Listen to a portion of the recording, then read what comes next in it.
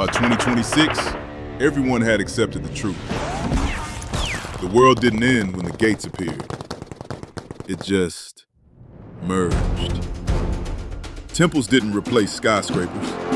Katana masters didn't overthrow governments, and the military didn't magically lose relevance. Instead, cultures collided.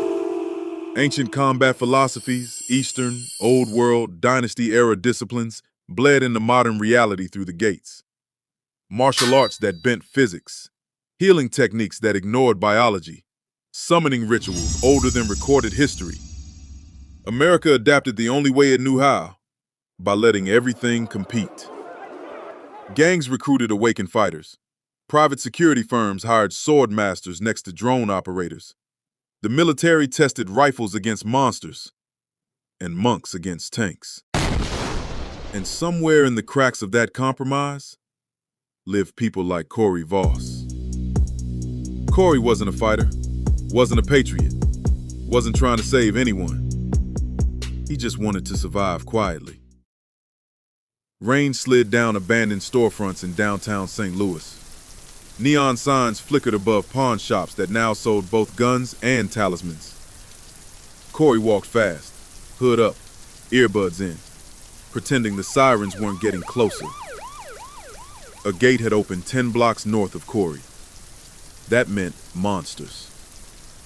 That also meant gangs, freelancers, and idiots trying to get famous on Livestream. Cory wanted no part of it. He turned into an alley. Shortcut home. Bad idea. A body hit the pavement in front of him. The man was young, early 30s. No shirt, pants, no chest rig.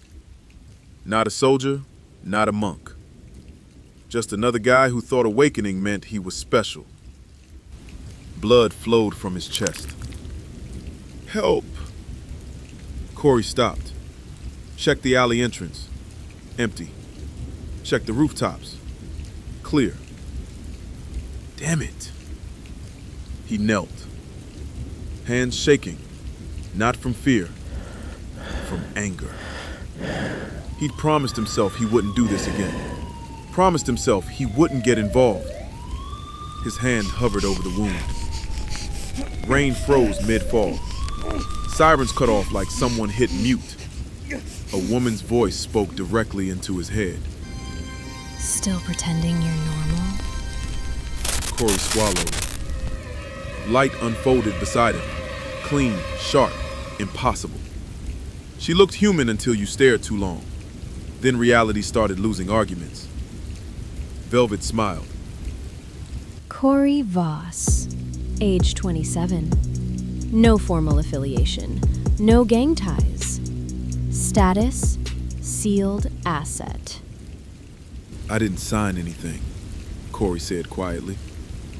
You were born. That was enough. Text burned into the air. Forbidden class, necrotic healer. Seal status, removed.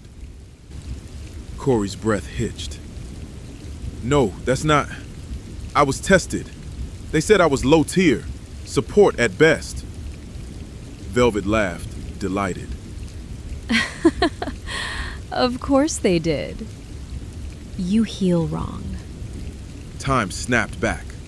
The wounded man convulsed. Cory pressed his palm down. Healing surged. Not warm, not gentle. Bone snapped into place. Flesh rewound violently like the body was being forced to remember a version of itself that hadn't been dying. The man screamed, then stopped. Alive. Whole. Cory staggered back. Careful. You don't just heal people. You mark the world when you do. A roar echoed down the street. Cory didn't wait to see what it belonged to. He ran. He didn't notice the first ping. Didn't feel the second. But somewhere else in the city, a man who knew of Cory Voss's existence put a quiet contract on him, smiling to himself as he laughed over takeout, confident the problem would resolve without effort.